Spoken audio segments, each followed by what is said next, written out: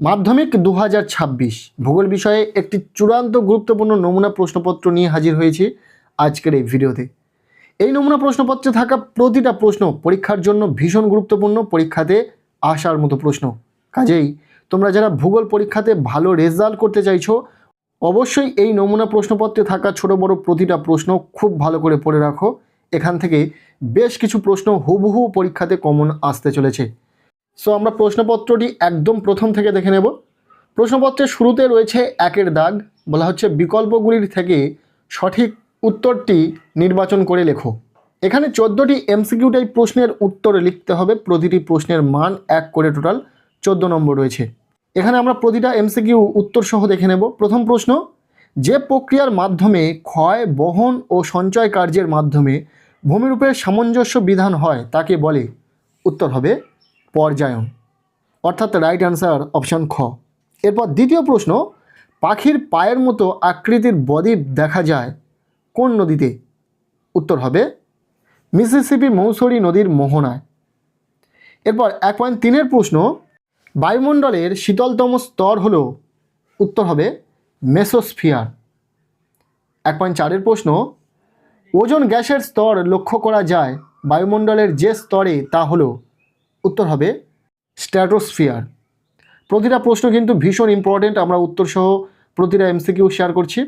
এরপর 5 নম্বর প্রশ্ন, কোন স্থানে জোয়ার ও ভাটার প্রকৃত ব্যবধান প্রায়? উত্তর হবে 6 ঘন্টা 12 মিনিট, অর্থাৎ রাইট অ্যান্সার অপশান গ। 1.6-এর প্রশ্ন, ফ্রান্সের রোন নদীর উপত্যকায় প্রবাহিত শীতল স্থানীয় বায়ুকে বলে? উত্তর হবে মিস্ট্রাল। 1.7-এর প্রশ্ন, বর্জ্য ধোয়া বিষাক্ত জল যে নামে পরিচিত তা হলো? উত্তর হবে লিচের, অর্থাৎ রাইট অ্যান্সার অপশান ক। এরপর 1.8-এর প্রশ্ন, দক্ষিণ ভারতের সর্বোচ্চ শৃঙ্গটি হল? উত্তর হবে আনাইমুদি। নেক্সট 1.9-এর প্রশ্ন, দক্ষিণ ভারতের পশ্চিম বাহিনী নদীগুলির মধ্যে দীর্ঘতম হল? উত্তর হবে নর্মদা, অর্থাৎ রাইট অ্যান্সার অপশান ক। 1.10-এর প্রশ্ন, সর্বাধিক রাজ্যকে স্পর্শ করে এমন অঙ্গরাজ্যটি হলো? উত্তর হবে উত্তরপ্রদেশ। ছোট্ট করে তোমাদের একটা কথা বলে রাখি, ইতিমধ্যে আমরা ভূগোল বিষয়ে সম্পূর্ণ বই জুড়ে বাছাই করা সেরা 50টি প্লাস এমসিকিউ টাইপ প্রশ্ন, পাশাপাশি এসএকিউ টাইপ প্রশ্ন উত্তর সহ শেয়ার করেছি। যারা সেই ভিডিওগুলি দেখোনি অবশ্যই চ্যানেলে ভিজিট করে ভিডিওগুলি দেখে নেবে। এরপর 11 নম্বর প্রশ্ন, মোট ধান উৎপাদনে যে রাজ্য প্রথম স্থান অধিকার করে? উত্তর হবে পশ্চিমবঙ্গ। 1.12 নম্বর প্রশ্ন, ভারতের ইস্পাত নগরী বলা হয়? উত্তর হবে দুর্গাপুরকে, অর্থাৎ রাইট অ্যান্সার অপশান ক। নেক্সট 1.13 নম্বর প্রশ্ন, ভারতের সর্বাপেক্ষা কম জনঘনত্বপূর্ণ রাজ্য হল? উত্তর হবে এখানে থাকা অপশান খ, অরুণাচল প্রদেশ। এরপর 1.14 নম্বর প্রশ্ন, অর্থাৎ শেষ এমসিকিউ টাইপ প্রশ্ন, ইলেকট্রনিক্স শহর নামে পরিচিত? উত্তর হবে বেঙ্গালুরু। এই ছিল 1-এর দাগ থেকে 14টি এমসিকিউ টাইপ প্রশ্ন। এরপর রয়েছে প্রশ্নপত্রের 2-এর দাগ, বলা হচ্ছে নিম্নলিখিত বাক্যগুলি শুদ্ধ হলে পাশে সু এবং অশুদ্ধ হলে পাশে অ লেখো। এখানে 6 নম্বর রয়েছে। প্রথম প্রশ্ন, শুষ্ক ও মরুপ্রায় অঞ্চলের ভি আকৃতির উপত্যকা দেখা যায়। এখানে শুদ্ধ অশুদ্ধ তোমাদেরকে নির্বাচন করতে হবে। নেক্সট দ্বিতীয় প্রশ্ন, প্রতিপ ঘূর্ণবাতের কেন্দ্রে উচ্চচাপ ও বাইরে নিম্নচাপ বিরাজ করে। এরপর 2.1-এর 3 নম্বর প্রশ্ন, কানাডার নিউ ফাউন্ডল্যান্ডের কাছে ডগার্স ব্যাংক পৃথিবীর বিখ্যাত মগ্নচড়া। নেক্সট 4 নম্বর প্রশ্ন, পেট্রোরসায়ন শিল্পকে আধুনিক শিল্প দানব বলা হয়। এরপর 5 নম্বর প্রশ্ন, ভারতের সর্বপ্রথম মুম্বাইয়ে মেট্রো রেল চালু হয়। 6 নম্বর প্রশ্ন, তামিলনাড়ু বৃষ্টির জল সংরক্ষণে বিশেষ অগ্রণী। এরপর 7 নম্বর প্রশ্ন, সূর্য চন্দ্র পৃথিবীর সমকৌণিক অবস্থানকে সিজিগি বলে। এগুলির মধ্যে কোন প্রশ্নগুলি সঠিক বা কোন প্রশ্নগুলোর উত্তর সঠিক নয়, শুদ্ধ অশুদ্ধ তোমাদেরকে নির্বাচন করতে হবে। এরপর হচ্ছে প্রশ্নপত্রে 2.2, বলা হচ্ছে শূন্যস্থান পূরণ করো, যে কোনো 6টি। এখানে 6টি শূন্যস্থান পূরণ করতে হবে। প্রশ্নগুলো দেখে নাও। প্রথম প্রশ্ন, প্লায়া হ্রদের পাশে পলি জমে সৃষ্ট ভূমিকে ড্যাশ বলে। এরপর দ্বিতীয় প্রশ্ন, বায়ুর গতিবেগের একক হলো ড্যাশ। এরপর 3 নম্বর প্রশ্ন, সম্পৃক্ত বায়ুর আপেক্ষিক আর্দ্রতা ড্যাশ শতাংশ। এই প্রশ্নগুলো কিন্তু ভীষণ ইম্পর্টেন্ট রয়েছে। এছাড়া আমরা ইতিমধ্যে এসএকিউ টাইপ প্রশ্নের উপর সাজেশন শেয়ার করেছি। সেই এসকিউ টাইপ প্রশ্নের সাজেশন ভিডিওটি অবশ্যই দেখে নেবে, সেখানে থাকা প্রতিটা প্রশ্ন উত্তর সহ শেয়ার করা হয়েছে। সো এই সমস্ত প্রশ্নের উত্তরও তোমরা সেখানে পেয়ে যাবে। আর এটি যেহেতু নমুনা প্রশ্নপত্র, তাই এখানে আমরা সমস্ত প্রশ্নের উত্তর শেয়ার করছি না। এরপর 4 নম্বর প্রশ্ন, ফ্রিজ থেকে ড্যাশ গ্যাস বেরোয়। 2.2 এর 5 নম্বর প্রশ্ন, ভারতের কমলা লেবুর শহর বলা হয় ড্যাশ। 2.2 এর 6 নম্বর প্রশ্ন, ভারতের একটি শুল্কমুক্ত বন্দর হলো ড্যাশ। নেক্সট 2.2 এর 7 নম্বর প্রশ্ন, উপগ্রহ চিত্রে বনভূমির রং হয় কেমন। এই প্রশ্নগুলো খুবই ইম্পর্টেন্ট। এরপর আমরা দেখে নেব 2.3 এর দাগ, যেখানে বলা হচ্ছে 2-1টি শব্দে উত্তর দাও, যে কোনো 6টি। এখানে সরাসরি 6টি এসকিউ টাইপ প্রশ্নের উত্তর লিখতে হবে।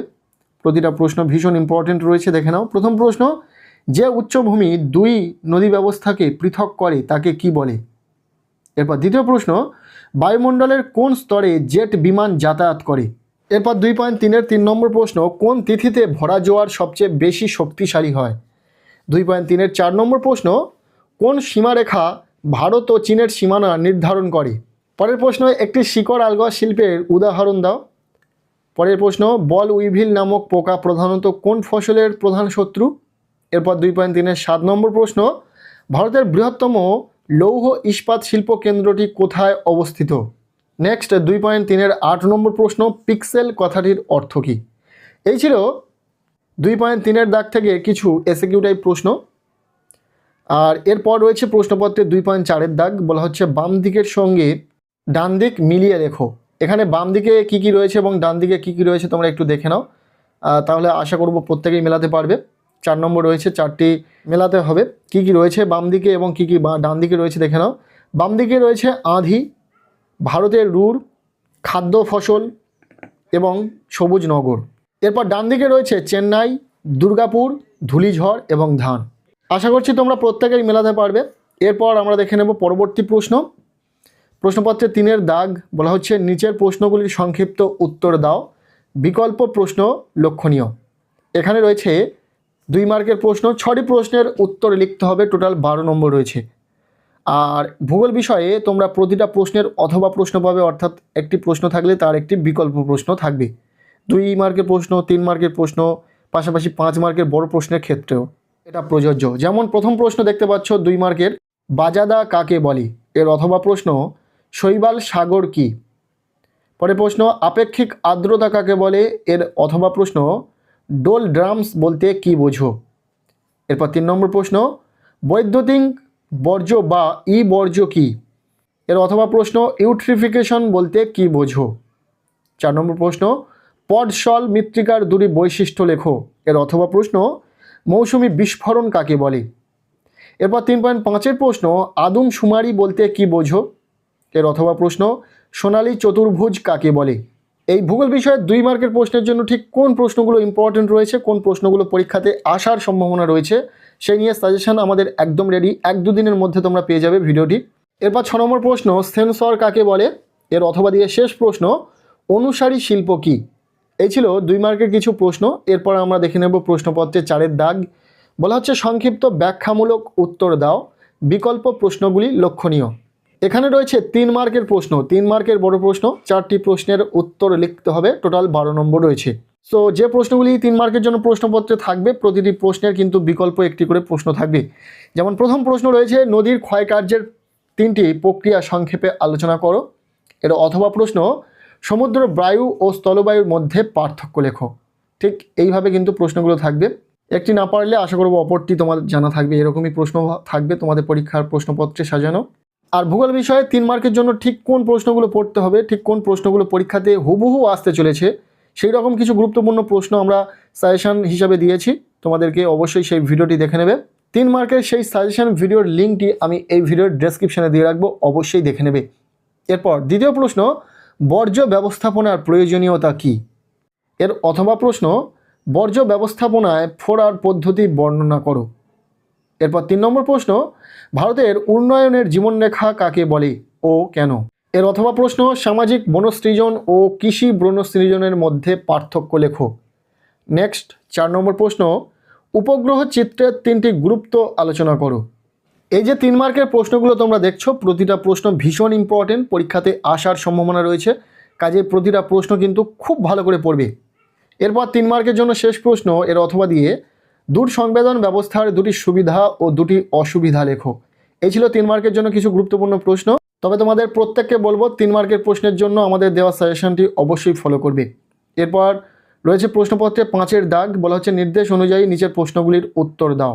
প্রথমে রয়েছে 5.1-এর দাগ, যেখানে বলা হচ্ছে যে কোনো দুটি প্রশ্নের উত্তর দাও। এখানে প্রাকৃতিক ভূগোল থেকে 4টি প্রশ্ন রয়েছে, যে কোনো দুটি প্রশ্নের উত্তর তোমাদেরকে লিখতে হবে। প্রতিটি প্রশ্নের মান 5 নম্বর করে, টোটাল 10 নম্বর রয়েছে। আমরা প্রতিটা প্রশ্ন দেখে নেব। আর বলে রাখি 5 মার্কের জন্য এখানে যে প্রশ্নগুলো রয়েছে প্রতিটা প্রশ্ন ভীষণ ইম্পর্টেন্ট, পরীক্ষাতে আসার সম্ভাবনা রয়েছে। দেখে নাও প্রশ্নগুলি। প্রথম প্রশ্ন, নদীর ক্ষয় কার্যের ফলে গঠিত ভূমিরূপ সম্পর্কে আলোচনা করো। খুবই ইম্পর্টেন্ট একটি প্রশ্ন, খুব ভালো করে পড়বে।